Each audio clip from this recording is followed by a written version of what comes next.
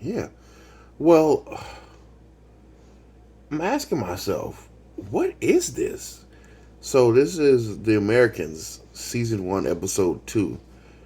Ah, really, I'm lost here. I mean, not as far as the flow or what's going on story wise, but how has it been so long? How has this been out? I've never even thought to watch it. That's where I'm lost because you go from 1 minute having a mother and father concerned about their children and decisions they're gonna make in the near future and beyond to uh, somebody.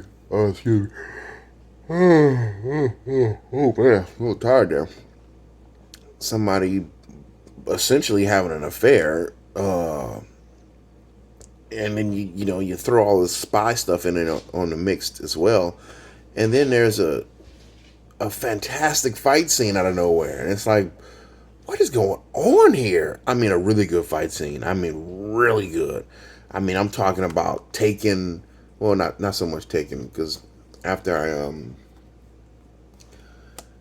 I just went to a few martial arts class, I realized how simplistic Taken's fight scenes were. I mean, that's basic self defense type stuff. You want to if you want to eliminate a target fast enough, you start attacking vulnerable points, and then you could, while they're concerned with that vulnerable point that you attack, usually it's the balls or the throat or something like that. They're concerned with that. You can land a pretty clean shot and just knock them out or immobilize them completely. But anyway,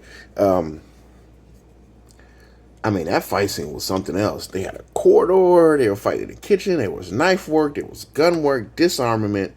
Then there was some groundwork where he went into a triangle to an armbar and actually snapped the guy's elbow. It was not necessarily breaking an arm; it's the elbow.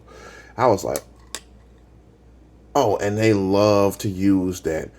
It's well, I guess nah, it's a front kick. It's definitely a front kick, but I guess you could call it a push kick. But I definitely think it's a front kick. Their use of their front kick is, oh my god, their kicks are something else. Because I think the woman, she used a side kick in the last episode. Jesus Christ, put the guy's head through the wall. Can you believe that? Anyway, well yeah, all this, it's such a mix of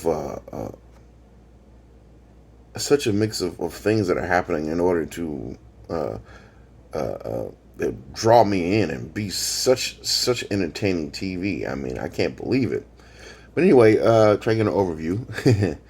So in this episode, the two agents have some the two agents have some pressure from their superiors in order to achieve something or to put a bug in an office. And they're like, well, give us 6 months. We got no big deal. And they're like, nah, you got 3 days. Like, not even working with them. Like, not even 2 months. You got 3 days? Jeez. So, of course, they have some concerns. um, yeah, they have some concerns about that.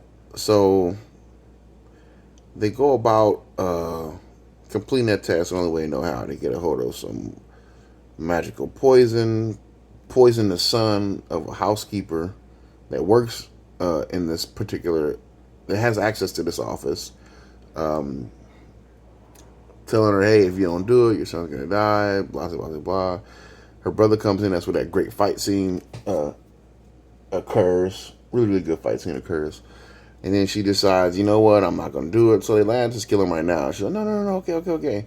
Finally, I mean, it's a perfect example of you can't make anybody do anything they don't want to do because even though she knew her son's death was like right there, he was knocking on death's door, or the belief that her son was knocking on death's door, for her to say no, I'm still not going to do it, illustrates my point. But also, uh, if you have a certain level of persuasion, hate to put it lightly like that, but if there's certain level of persuasion involved in a situation, of course, a person will act on uh, will act. Excuse me. Oh, oh, man, I am tired. a person will act on certain things in order, or a person will act on a request from another individual with certain acts of persuasion. I finally got that sentence out. Jesus. Where was that? Yeah, so they wind up getting the clock in there, and they wind up appeasing their bosses. I guess is appease the right word? They wind up pleasing their bosses. Um, all the while, now get this. So you have two undercover KGB agents who are in so deep as they're you can't see them anymore. You know what I mean? They're deep, deep. They're touching the Titanic. That's how deep they are. I mean, they're posing as a married couple. They actually had two kids, which is unbelievable. Uh, but even more unbelievable is the fact that their new next door or the new neighbor happens to be an FBI agent tasked on fighting spies, and they are spies, which, right? You know what I mean? I can't believe something like this exists, right?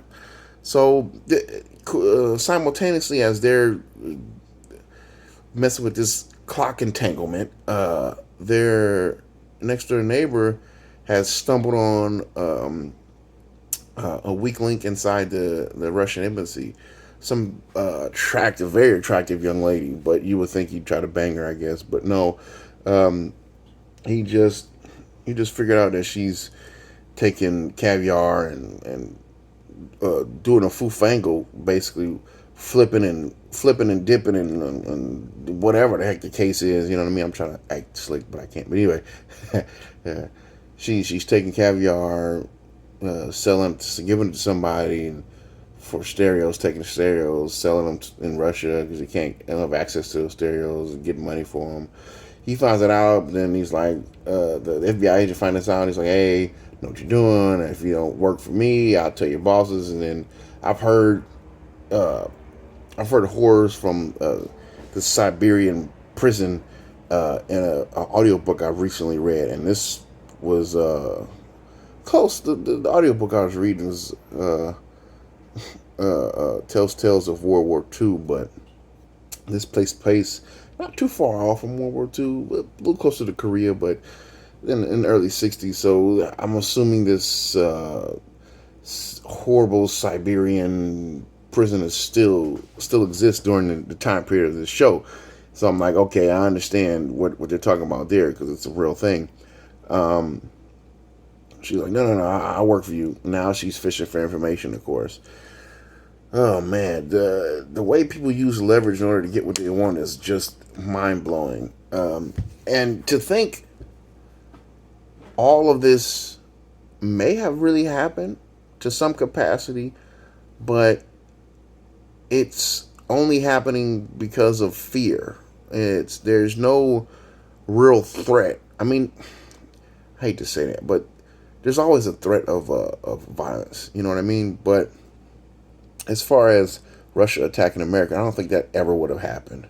It's a possibility, yes, but I mean, if you look at it, we Americans have gotten sucked into uh, Vietnam, well, Korea and Vietnam, and partly